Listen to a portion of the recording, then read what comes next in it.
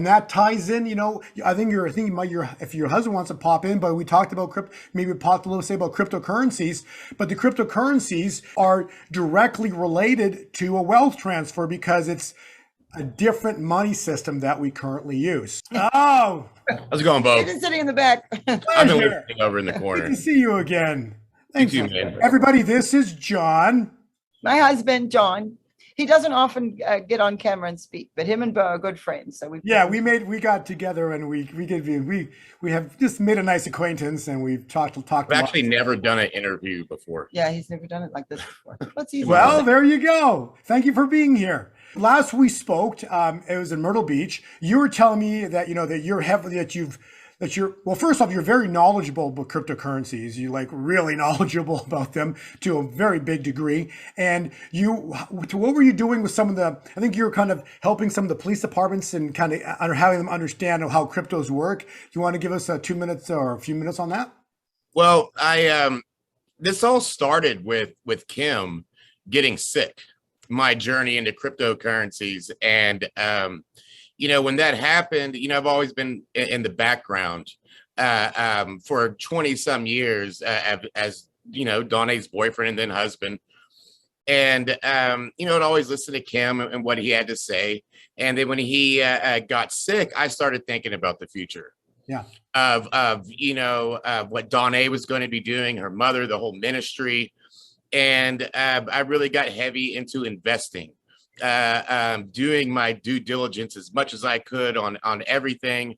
And that's when I came across John McAfee and what he was doing with Bitcoin and blockchain. So at the same time, I'm listening to Clement and his prophecies, because Donna was sitting there in the garage. We'd sit together and she would just have the prophecies playing as she's editing and all that.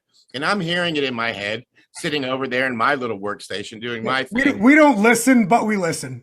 Yeah, so I'm sitting there hearing these prophecies, and some of the major ones that Kim had said were about the big E, about energy and about fire point, and these different prophecies that everybody, where Kim said this was going to be this transfer of wealth for God's people. And so I'm studying and looking into finances, and especially for our future of our family. And I start really following this stuff. And McAfee brought me into blockchain and all that. And Kim had prophesied these things about Firepoint and the Big E, and everybody had been trying to figure these out, what these prophecies were for years. Yeah. Even when Kim was alive, and I'd asked him many times, and he didn't know himself where it was going and all that. And then Kim, passed away, and I was still on this journey. I ended up teaching a class in my tattoo shop. I owned a tattoo shop in Southern California in Simi Valley. And I ended up teaching every Sunday classes on cryptocurrency, just what I knew. Now, this is back in 2016. Yeah. So, Bitcoin, I was the first tattoo shop in the world to have a Bitcoin ATM in my tattoo shop. And that's when Bitcoin was around $2,000. Yeah. And these classes I was doing, ended up, I had these retired police officers from Santa Monica attending my meetings, and they approached me afterwards and said, we've ran your background or whatever, and we want to know if you're interested in teaching some of our interested in teaching some of these police officers, the beginnings of Bitcoin, cryptocurrencies, where these are going, how police can use this to get the bad guys. And I worked with them for a while, and they were really interesting. But back to the Kim Clement prophecies on Firepoint and the Big E, actually started a company called Copacetic.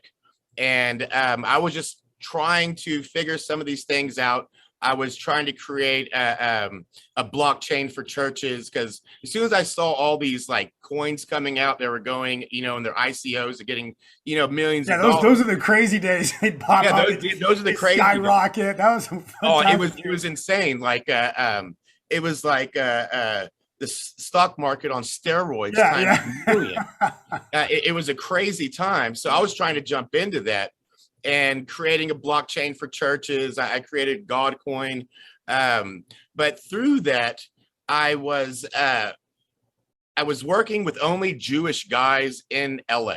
Yeah. My whole company and team were all Jewish developers. My CEO is created one of the largest social media sites in South America called KPasa, and ended up selling that. But nobody knew what these prophecies of Kim Clement were saying about Firepoint and the Big E until I showed these programmers. Wow.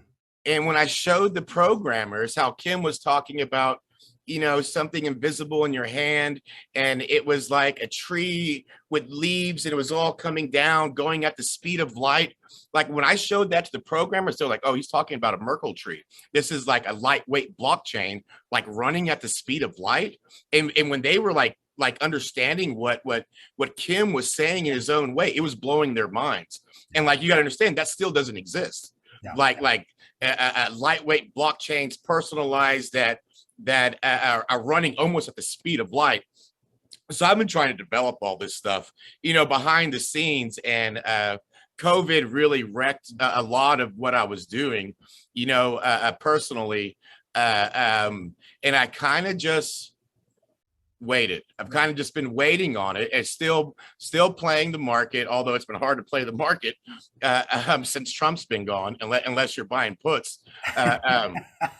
So it's been an interesting ride, and I'm still riding it. And this is like a path that myself personally got put on, by God to figure this out. Right. Yeah. And as I'm doing it, I think there's a Kim code. And that's why I've been calling it the Kim code. Like if you go to these prophecies, and that's what you're really good at, putting that timeline together and making a map of it. Because I actually think that if you were to put all of Kim's prophecies over the past 30 years on a timeline with maps where he was saying it, yes, what was happening at those times, what happened in the future in those times, and using those numbers like how you do to make it all mathematically come together. And there's a programmer out there that can put together the Kim code. I just wish I would have went to school for programming instead of art. That's my 2 cents. Isn't it truly amazing that that he was actually talking about cryptocurrencies and all these different? It's really amazing how we haven't even seen these things happen yet, right?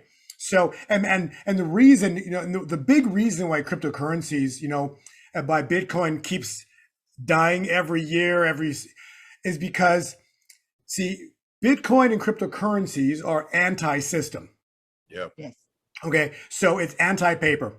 And so we're waiting for this moment in time where the brothers of Goliath, who have this massive amount of arrogance, fall with a biblical, godly intervention. And then very soon we're going to see this liftoff of cryptos with precious metals, and it's just going to rip vertical, and it's going to be one heck of a ride. And so what we're seeing right now is just this massive battle going on right now, where the evil ones cannot let it go up, but there's a massive floor of people constantly buying it. So it's stuck going sideways. Yeah, it's going sideways. It's just, but the pattern that I described to you when we were in May, it played out perfect. And it's in the set of remember that when it dropped into May. The way you explained it when we were in Myrtle Beach, when you started talking about the 6 day, 7 day cycle, and on the 7th day at rest, and we're sitting there, we're watching that, and I never heard anybody quite tie it together like biblically with cryptos and chart reading. How you were doing it. And I find that so interesting because if you actually talk to crypto guys, like they don't want nothing to do with God or don't talk about the Bible. That's why it's been so hard for me to try to start God coin, where I'm trying to merge church and this this blockchain technology. Right. And I'm sure a lot of people are trying to do that too. It's been very hard. Well, because you have to educate. No, a lot of on people it. don't even understand. I fly right over their heads. See, the thing I like about the blockchain technology particularly, is that technology more the Ethereum block, the functional blockchain, but also the decentralization is key. It's kind of a theme. Like if you look at banks or you look at government, it's the centralization of it. It's like, we moved away from monarchical systems years ago. That's what America's about, not having that. Well, a better way to describe it, another way to say that would be done, it would be open ledger, right? So it's like the reason they hate cryptocurrencies, precious metals, gold and silver, right? It's very simple. They don't know who's got. Once you buy gold and silver, you basically take the money, you take it out of the system. You're in control of it, so they can't control you. So that's why that's the ultimate money, because they can't control you. They don't know who's got it, what are you doing with it. There's just zero transparency for them. They don't know what you're doing with it, so they hate it. Okay. And why Biden did that $600 thing with the IRS, wanting to know every $600 you spend. The Biden administration. Oh, you're talking about They just blowing it from $10,000 what you have to declare to the IRS. Like that's micro controlling human beings, right? Because the system is gearing up to, like, as we're heading into a world of more and more control. These people are going to fall. So everything your father prophesies about to happen, these people are going to fall. This can be the fall of Daniel statue. They lose control. It's going to be horrible. Okay, for them, amazing for us, but we only get a window of about 3.5 years. Okay. From what I'm gathering, and then the beast starts to rise. So it's so then it's going to start to get ugly again, in the future. But you can't stop prophecy, right? You can't stop revelation. Revelation, you can't stop it if it's happening. Can't stop, because remember, this is third seal, what we talked about, right? Many thirds, the scales, third seal is what's going to happen. Then you get a window of grace, and then we're going to then fourth seal. And then the fifth, so we got, there's 7 seals. Okay. But we're going to get a massive window of opportunity here. So blockchain, the reason it's good is this moment in time is open ledger, which means that it's like, if you send me a coin or I send you a coin or a fraction of whatever, it's across all the computer of the world, right? Because it's open ledger. Everybody sees a transaction. And so that's why you can't make more of it out of thin air. So that's what gives blockchain or cryptos value, particularly, some of the good coins. And whereas the centralized system you discussed, it's centralized because their doors are closed. It's all done behind their closed doors. You don't know how much money they're creating, and you don't know. And so you don't know what the value of it is. And what I've heard, I think it's like 15 or plus $1 trillion they've created in the past 18 months. Understand that it took 100 years to make the first trillion. I know. It's obscene. It's obscene amount of money. So that I don't know how these people think they're getting away with this. Well, because they can. How do they get away with it? Because they can. That's exactly right. They're getting away with, and this is the frustrating thing, is in the season right now, you see a lot of people getting away with a lot. And you're thinking, why is nothing happening? These people, there's so much, like Hunter Biden and his laptop, there is so much evidence. That's just, it's literally, how much more evidence would you need? Think about watching the court cases on TV growing up and stuff, and people presenting evidence. Like, we're not getting that moment. And I think that's a big frustration for a lot of people. And that's because they're at peak arrogance right now. Yes. Okay. Yeah. They're at peak arrogance, maximum point of arrogance right now. Okay. Which means that they think they're so high and so big and so almighty. Right. And that's why all we can at this point do is pray. And lastly, wait for Isaiah 61 to fulfill. Yes. Because without God's intervention, nothing man can do will stop what they've achieved so far to this point, because we've let them. They've actually, they've tricked us through this monetary system to control us. Yes. So that's where it's all coming. That's why we needed a Trump. Yeah. God needed somebody who would be able to get attention, understands the financial system, understand money, and not be in that club, in our Illuminati, Ivy League, whatever those people, Luciferians, are doing. Yep.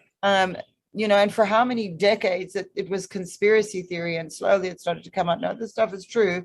But then when you look at Trump, he's not part of that. And you remember my dad prophesied he's amongst them. He is amongst you. It was on that February 22nd, 2014. He saw the scales being removed from eyes. He saw the MAGA movement, which is one party of people that, and they were one. You look at all of those things, which is so interesting, because if you think about my dad, and you look at that particular day as a timeline, you'll see the impeachment. He says impeach, and then later on he says impeach again. And so when you do that, you can sort of see the timeline just in that particular day. And this is from the one you played, yeah. the last one you played. Yeah. So, I want to show you this here that you might find this interesting. Okay, but this is so all U.S. presidents but 2 have a descendant bloodline to King John of England. Oh. Every single president of the United States has a bloodline to King John of England, except Martin Van Buren and Trump.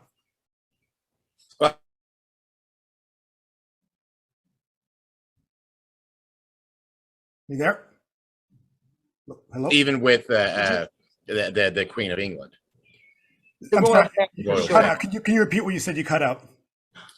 I just said I've known before. I've heard before of most presidents' bloodline is traced back to the royal family in England, and they're all kind of related. King John, yeah, it's England, King John, exactly it. So that's just the research I've done, but I thought it kind of ties in with what you're talking about. Trump. That's back to our initial point of the conversation, right?